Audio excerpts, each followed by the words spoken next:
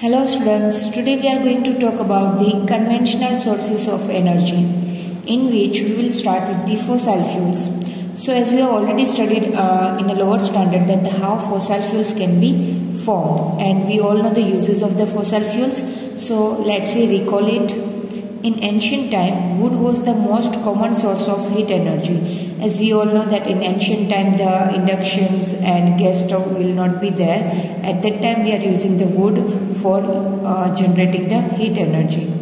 The energy of flowing water and wind was also used for limited activities, right? That is the wind energy, hydro energy, etc. we are talking about here.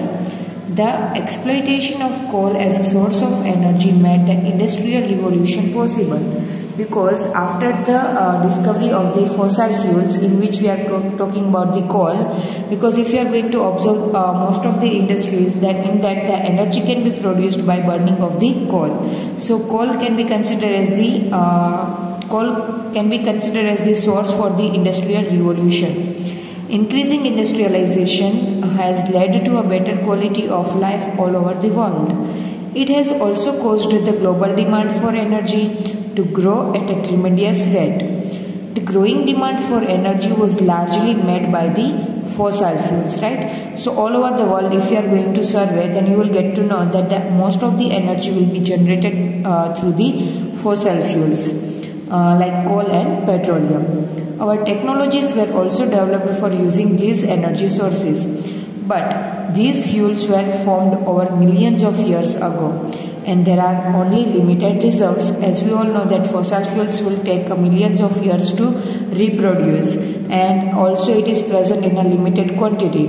So if you are going to use it at a tremendous rate, then what happen in a nearby future, it would be exhausted, and once again we cannot able to produce it, because it will take millions of years to produce. So as per that, we can consider the fossil fuels are non-renewable energy source.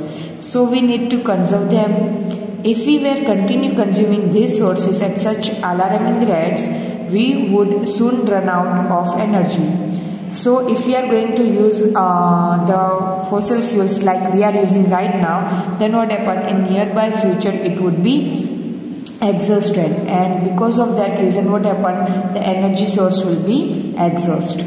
In order to avoid these alternate sources of energy were explored, but we continue to be largely dependent on the fossil fuels for most of our energy requirement.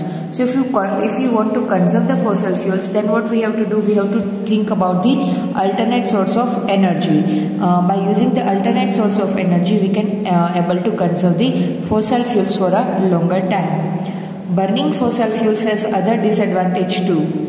That we already learned in class 9, it means in standard 9 we already learned about it, that fossil fuels causes the air pollution as it will going to release the harmful gases in the atmosphere, right? So air pollution caused by burning of coal or petroleum products, we already studied in 9th standard.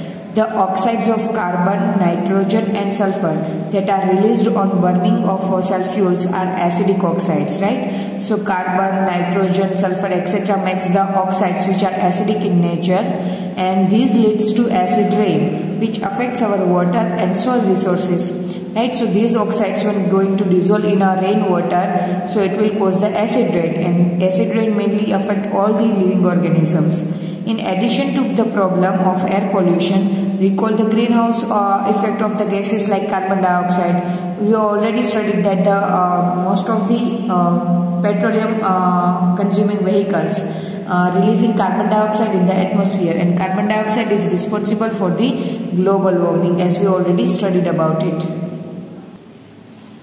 The pollution caused by burning of fossil fuels can be somewhat reduced by increasing the efficiency of combustion process and using various techniques to reduce the escape of harmful gases and ashes into the surroundings, right? So basically, whatever the harmful effect caused by the petroleum products or fossil fuels can be reduced by using the efficient machines, and by converting the harmful gases into the harmless gases, right? So by doing these all the things, we can able to decrease the harmful effect of the fossil fuels. Besides being used directly for various purposes in gas stoves and vehicles, do you know fossil fuels are the major fuels used for the generating electricity? Because in power plant, the electricity will be generated by the burning of fossil fuels. Right? Okay. Now, to understand the alternate source of energy, here we have given one activity, a model to demonstrate the process of thermoelectric productions, right? So, thermoelectric production means what? Let's go through it. So, here, this is our turbine for generating electricity, right? So, this, with the help of this process, by using a turbine, we can generate the electricity. So the simplest turbines have one moving part, a rotor blade assembly, and the moving fluid act on the blades to spin them and impart energy to the rotor. So here, as you can see, the pressure cooker will release the pressure, right? Pressure of the steam will going to be released. And here you can see with pressure cooker, here we have connected a steam pipe, and this steam pipe forcefully releases the steam over a tennis ball which having a metal sheets, right? Metal sheets as a blade. So once the steam will going to be passed to these blades forcefully or pressure with the pressure, then what happen? The blades of this metal sheet will start rotating, right? And these will be connected with the dynamo. So dynamo is a device which converts mechanical energy into electrical energy, right? So here whatever the mechanical work done by the turbine, or we can call it the done by the blades of the metal sheet, will be converted into electrical energy, and you can see the bulb can able to grow.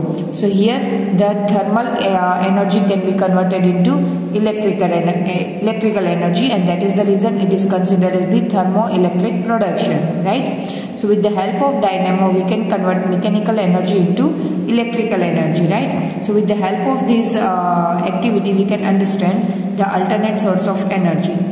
Thus we see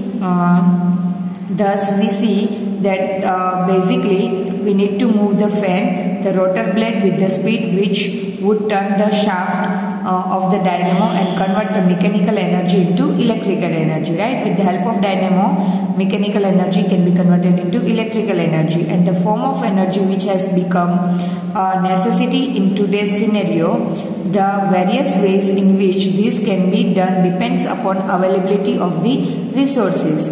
So we will see that kind of alternate source of energy in the next topic.